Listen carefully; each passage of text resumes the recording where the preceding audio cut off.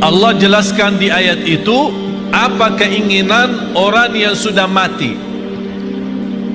Apa keinginan orang yang sudah mati, sudah masuk kubur, sudah lihat mungkar nakir, sudah dibertanyakan Rabbuka, Madinuka, Man Nabiyuka, dan sudah melihat gelapnya kubur, sudah melihat sempitnya kubur, tidak ada siapa-siapa yang membantu, hanya satu dia mohon kepada Allah.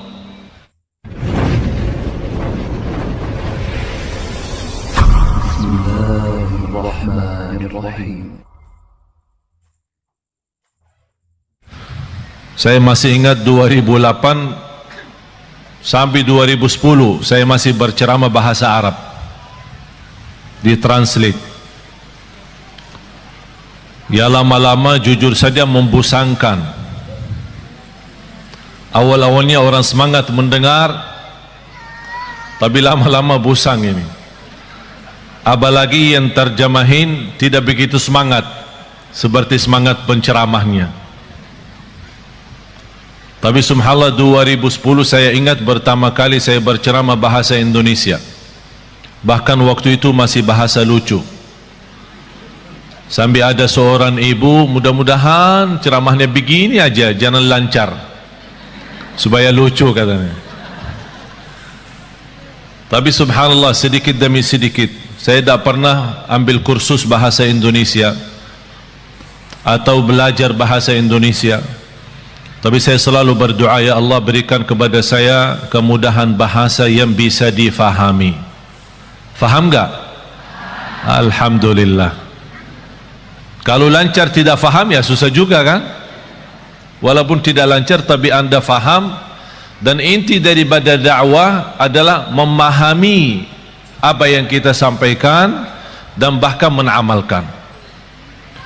Karena inti ilmu bermanfaat, manfaatnya adalah diikuti dengan amalun salih.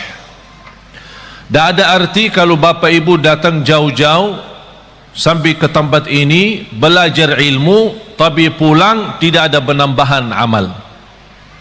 Ada nambahan ilmu tapi tidak ada tambahan amal. Padahal Allah Subhanahu wa taala menjaminkan kita bisa selamat dari kecelakaan dan kerugian itu dengan iman kita dan amalun salih.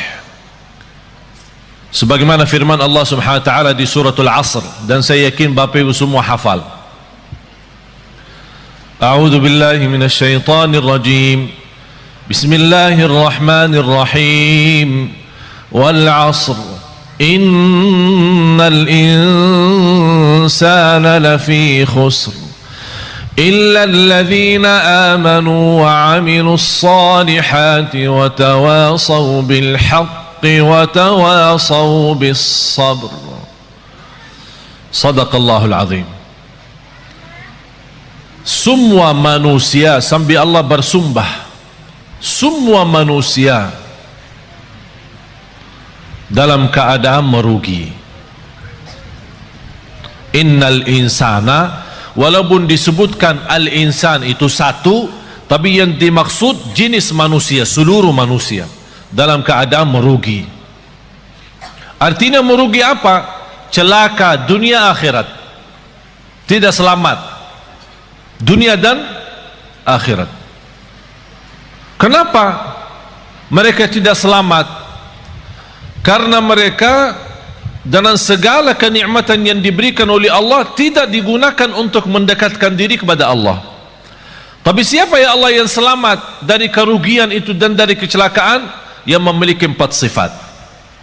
Illa alladhina amanu. Bisa terjamin tambahan iman dengan tambahan ilmu. Semakin tinggi ilmu kita, semakin kuat iman kita. Kenapa sekarang umat Islam zaman ini lemahnya iman? Karena kurang ilmu, bodohnya agama. Indonesia negara yang terbesar penduduknya Islam sedunia, dan sayang sekali Indonesia yang terbesar tidak bisa baca Quran. Malu kita kan? Dan saya bangga ketika saya melihat berkembangan hafalan Al-Quran, apalagi anak-anak kita yang memberi insyaAllah tanda baik. Indonesia ke depan insyaAllah lebih baik. Contohnya barangkali Bapak Ibu sudah melihat Musa. Sudah nonton nggak TV? Ini orangnya ini langsung ini. Musa belum usia 6 tahun sudah hafal 30 juz. Sudah hafal, bukan khatam ya. Soalnya bahasa Jawa hafal sama khatam beda. Saya pertama kali datang ke Jawa, saya dengar orang mengenalkan anaknya, "Oh, anak saya sudah khatam." Wih Allah, saya senang, subhanallah. Umurnya segini sudah khatam. Masya Allah, 30 juz ya. Oh ya, kayaknya Ustaz salah faham ya. Bukan hafal, khatam. Iman khatam beda ya? Beda di sini. Katanya kalau khatam seumur hidup satu kali udah luar biasa. Oh, fantas ada acara keselamatan. Kalau kita di Madinah bilang khatam berarti sudah hafal, sudah tamat dan boleh jadi imam. Dan budaya itu mohon dirubah. Kok bangga karena seumur hidup satu kali khatam? Na'udzubillahi min zalik. Paling malas kata ulama, itu paling malas bagi umat Islam itu sudah tidak ada kemauan khatam Al-Quran. Paling malas kalau sudah 40 hari lewat dia tidak khatam Al-Quran, dianggap orang itu imannya tidak sempurna. Coba bayangkan, kita bertahun-tahun anak kita tidak bosan main game. Bahkan kita sebagai orang tua berkenan membebaskan anak kita, punya iPad, punya HP, punya PlayStation, PS, semua sudah disediakan. Habis mereka waktunya untuk main saja. Habis sudah mereka sudah usia, sudah semakin besar, baru datang bapak dan ibu, tolong Syekh, apa? Doakan Syekh. Oh kenapa? Anak saya susah salat. Iman anakmu umur berapa? Sudah 30 tahun Syekh. Ya karena kita sudah biasakan mereka sejak kecil tidak memberikan perhatian kepada salatnya, tidak memberikan perhatian kepada Qur'annya. Jangan harap anak itu bisa tumbuh dalam kesalihannya. Punya kewajiban orang tua, punya kewajiban yang begitu berat.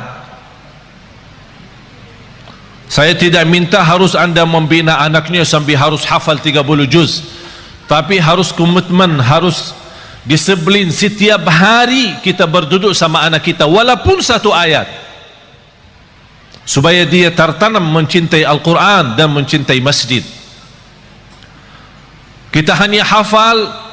Berintahkan anakmu 7 tahun, berintahkan anakmu salat. Kalau sudah 10 tahun tidak mau salat, mukullah dia supaya bisa salat. Semestinya sebelum kita berintahkan, ini berintah kalau sudah 7 tahun. Maksudnya Rasul apa? Sebelum memerintahkan, biasakan dia dulu supaya terbiasa.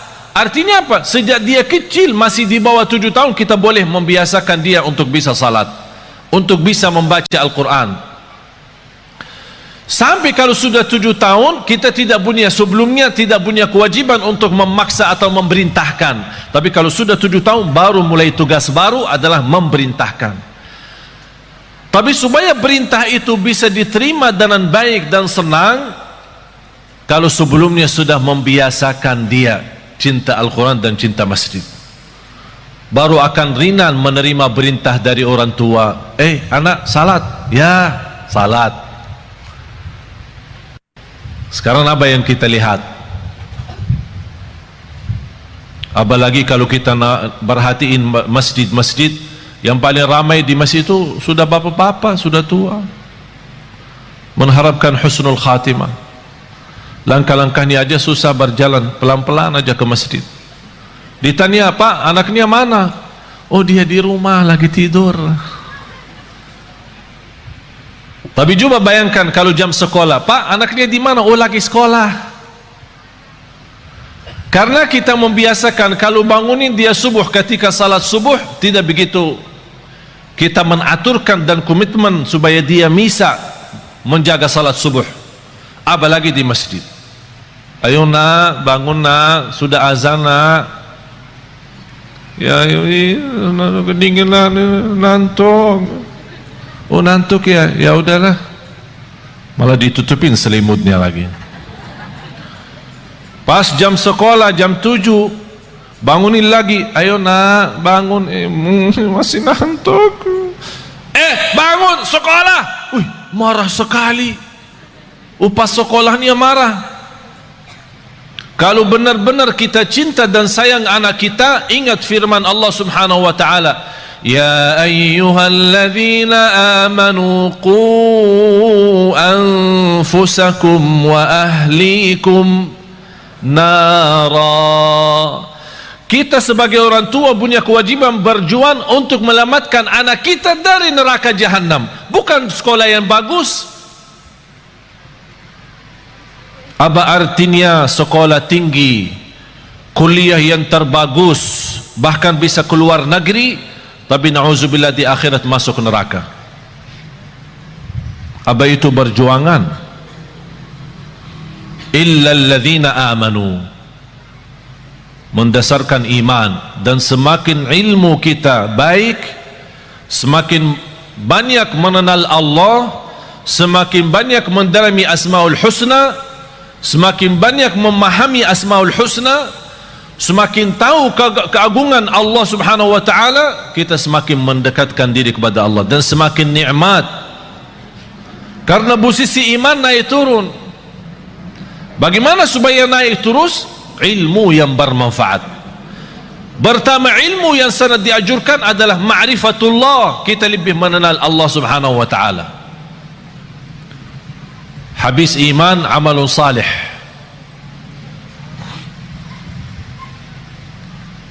Dan amal salih itu kalau tambah iman tidak ada arti.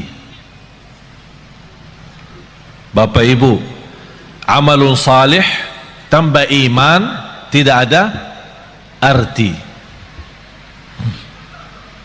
Ada enggak orang kafir dermawan? Ada. Terus masuk surga? Kenapa? Dia baik, dermawan, suka bantu yatim, padahal dia non muslim. Bantu yatim, bahkan bisa salurkan uang bangun masjid. Tapi amalan itu tidak ada arti amal salih dan kebaikan karena tambah iman, tidak ada iman. Tapi karena Allah adil, tidak ada balasan baginya di akhirat, tapi tetap karena adilnya Allah, Allah balas kebaikannya di dunia. Biarpun dia orang kafir, dia berbuat baik, Allah balas kebaikannya. Sehat, sukses usahanya, lancar, dan adil Allah SWT. Tapi bagi orang beriman, Allah berikan 2 kali, di dunia dan di akhirat. Itulah kelebihannya iman. Oleh karena itu kalau kita membaca Al-Quran, selalu amal salih terlibat dengan iman. Amanu wa amilu, amanu wa amilu. Kalau tidak ada iman, tidak ada arti amal salih. Dan amal itu harus salih, bukan semua amal. Ada orang mewakafkan tanpa jualan minuman keras lillahi ta'ala. Amal kan? Saya nawaitu beramal. Oleh karena itu tidak boleh dinamakan amal jariyah, tapi dinamakan sedekah jariyah. Karena amal jariyah, amal yang dimaksud macam-macam, ada yang baik, ada yang buruk. Wa amilus salihat. Bapak Ibu, di antara amal salih yang sangat berguna bagi kita hidup maupun mati adalah sedekah. Terjamin berkah harta karena sedekah. Semakin banyak harta kita, semakin sedekah banyak, semakin berkah. Istilah berkah bukan artinya harta kita banyak. Walaupun harta kita sedikit, tapi karena sudah di dalamnya ada kata berkah, harta yang sedikit itu sangat berguna untuk kebutuhan kita. Ada orang kaya raya saya kenal tapi stres. Kaya raya, punya pesawat pribadi, rumahnya di mana-mana. Pas ketemu sama saya, pas isi acara di rumahnya, habis mulai tamu keluar, dia ajak saya ke dalam. Saya mau ngobrol sama saya. Pas begitu masuk, ada kantor pribadi beliau di dalam rumahnya. Begitu tutup pintu, malah dia peluk saya dan menangis. Pak, kenapa menangis? Takut. Apaan takut? Takut kehilangan harta itu. Takut miskin, takut sakit, takut celaka. Hartanya bisa sampai 7 turunan belum tentu habis, triliunan, tapi takut. Oleh karena itu Bapak Ibu, hidup sederhana apa adanya jauh lebih nikmat daripada berlebih-lebihan. Oleh karena itu orang yang salih, salah satu tanda kesalihannya, harta yang dia sedekahkan jauh lebih banyak daripada yang dia simpan. Tapi dasar itu bisa menjadi ringan. Sedekah lebih banyak daripada yang kita simpan adalah iman yang kuat. Tapi kalau imannya lemah, mana bisa? Saat bersedekah aja dia hitung-hitungan. Kalau diajak rame kumpulin sedekahnya, dia buka dompetnya, ada isinya 1.000, 10.000, ada 100.000. Yang keluarinnya mana? Tidak apa-apa, jujur saja, tidak apa-apa. Katanya walaupun sedikit tapi ikhlas. Salah tuh. Itu dulu, masa dulu. Sekarang rubah perkataannya, lebih baik banyak tapi ikhlas daripada sedikit tidak ikhlas. Harus banyak.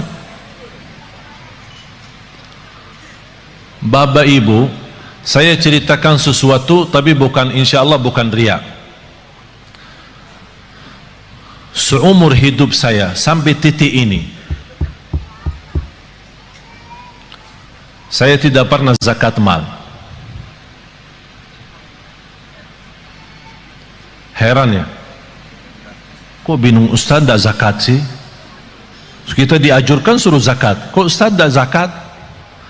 Seumur hidup sampai titik ini saya tidak pernah mengeluarin zakat setiap tahun. Kenapa? Karena saya tidak suka simpan duit. Kalau tidak ada duit, bagaimana ada zakat? Ada zakat kalau ada nisab kan? Ada nisab, ada haul. Kalau tidak ada nisabnya, mana boleh zakat? Dan aku heran terhadap seorang yang Allah berikan kelebihan rezeki, tapi saat dia berzakat dan sedekah itu, sepertinya merasa takut kembali miskin. Wallahi, hidup miskin di dunia lebih baik daripada hidup miskin di akhirat. Kenapa? Karena hidup miskin di dunia seberapa lama pun tetap namanya sebentar. Tapi kalau di akhirat, kaya selama-lamanya atau miskin selama-lamanya, tidak ada batas.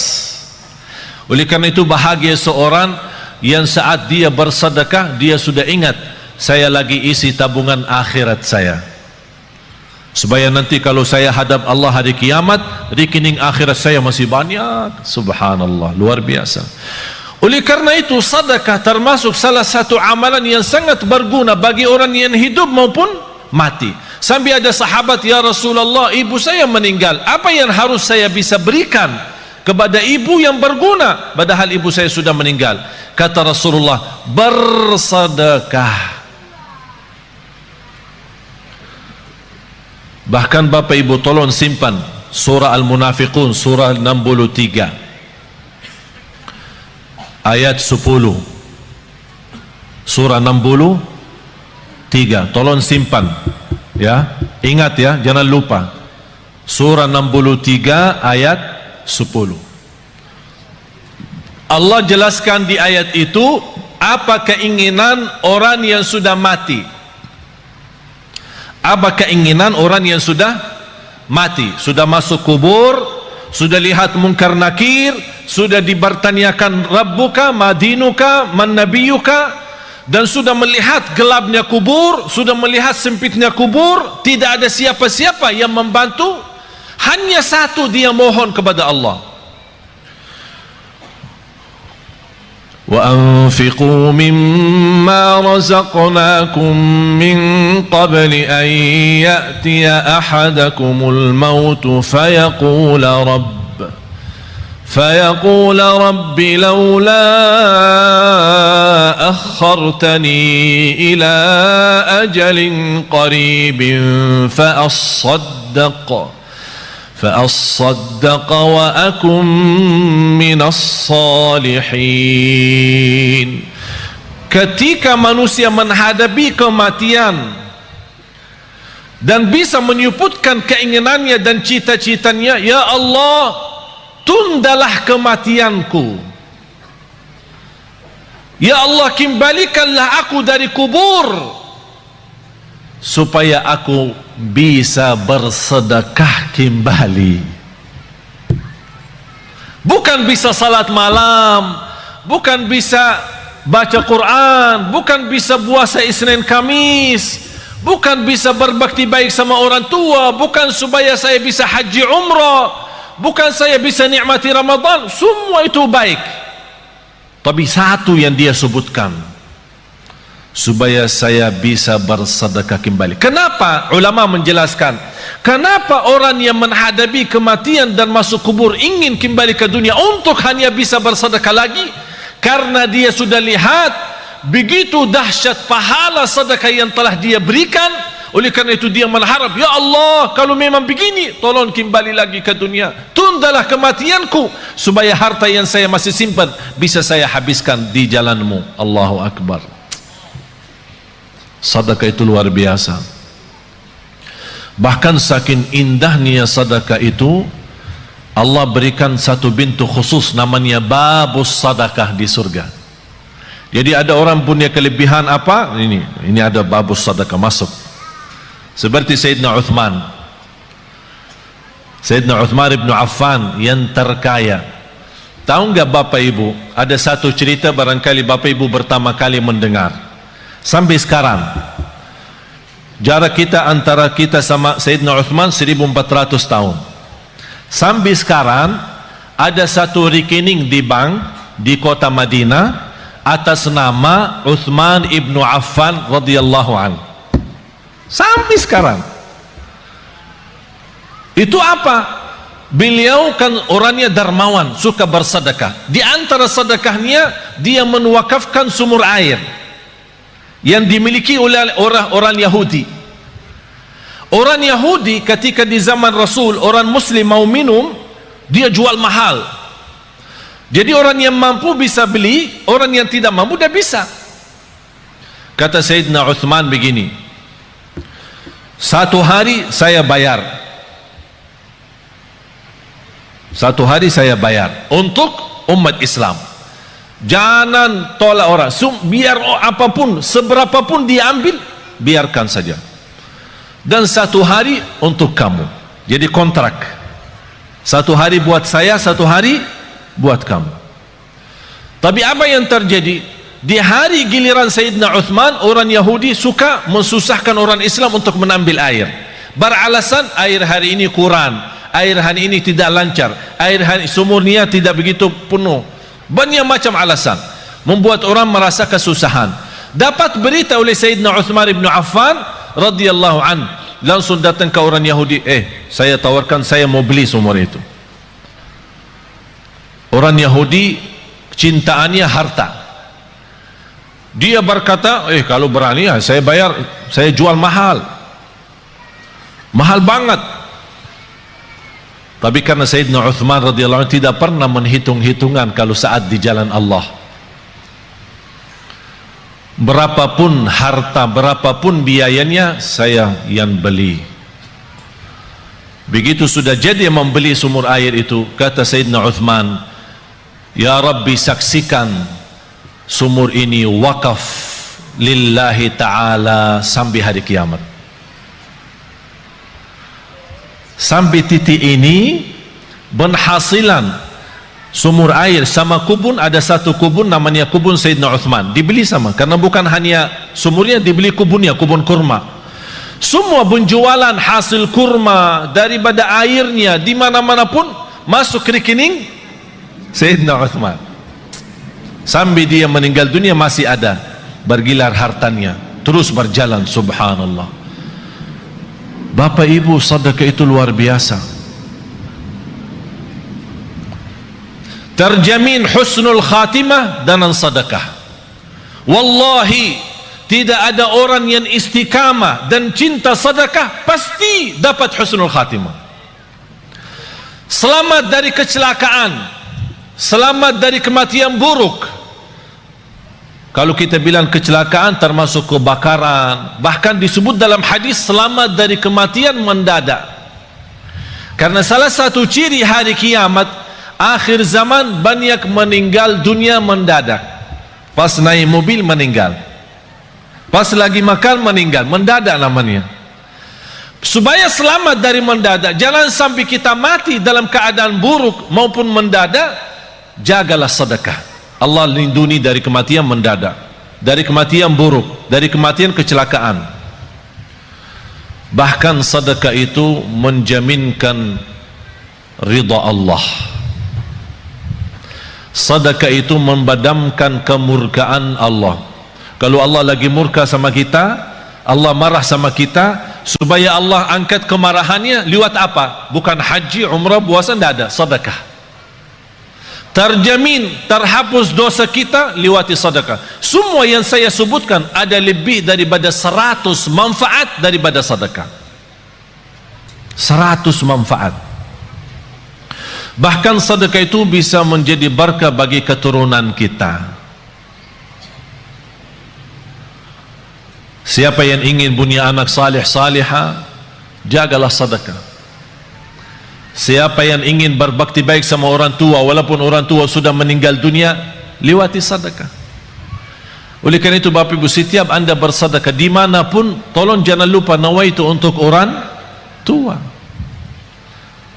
Bahkan ada satu riwayat diceritakan ketika orang tua meninggal dunia, mereka dalam keadaan susah, dihantarkan oleh malaikat membawa cahaya kepada mereka. Begitu mereka melihat munculnya cahaya dari jauh, mereka membuka matanya dan memperhatikan, itu dari mana cahaya itu?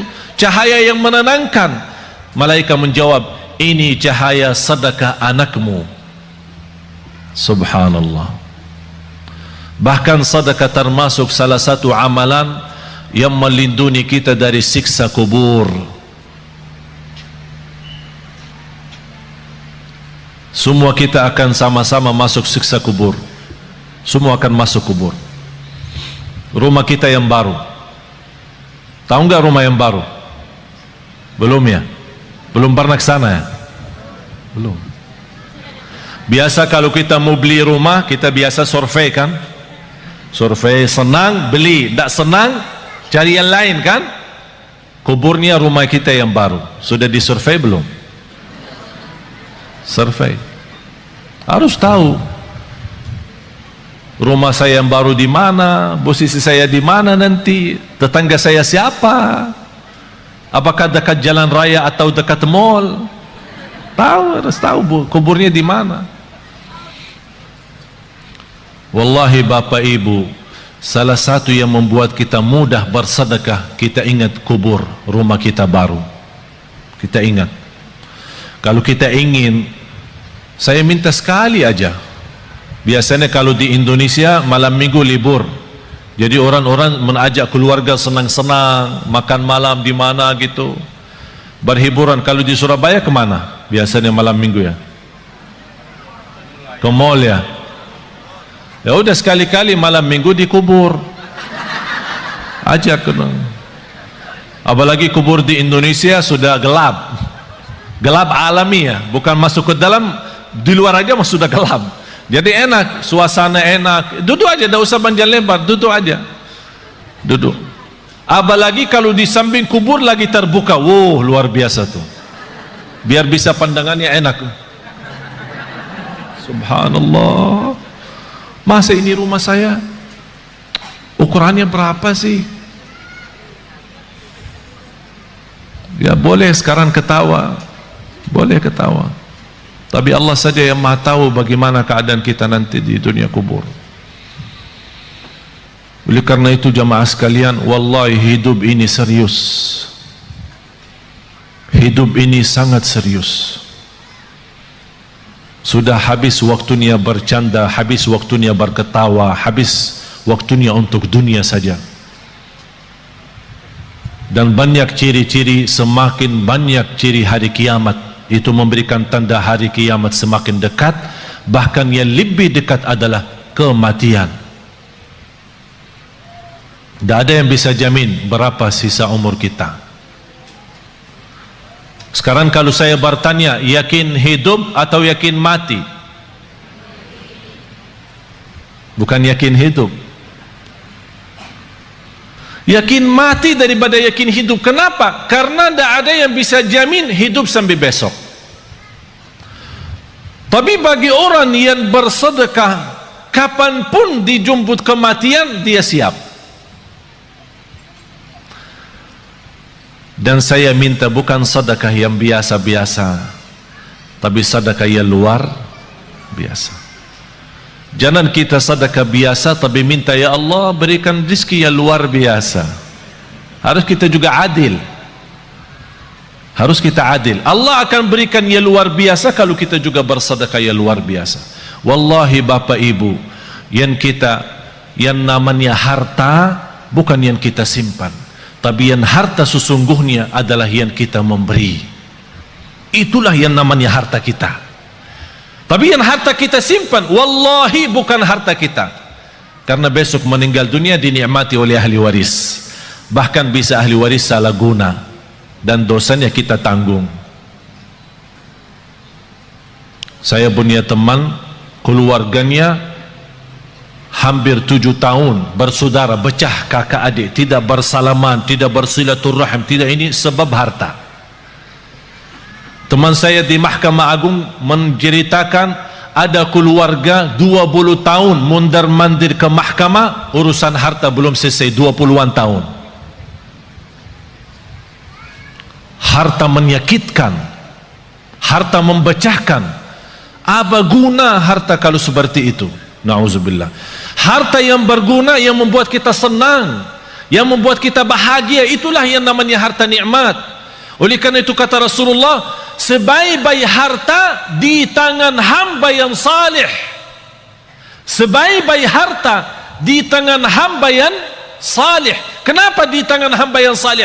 Karena hamba yang salih tidak pernah salah guna harta itu. Bahkan dia menjadikan harta jembatan menuju ridha Allah, menuju surga Allah. Jangan anda berkata, saya tidak bisa berikan apa-apa. Dan saya tidak minta Bapak Ibu sekarang sebelum anda pulang udah kosongkan rekening semua, blokir, habiskan, transfer semua isi rekeningnya kepada Yayasan Nurul Hayat. Saya tidak minta anda sekarang buka tasnya, habiskan semua yang ada isinya.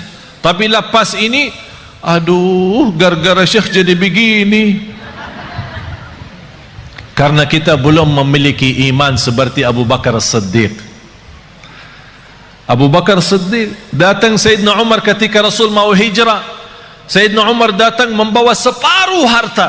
Sayyidina Umar waktu itu cukup kaya, separuh.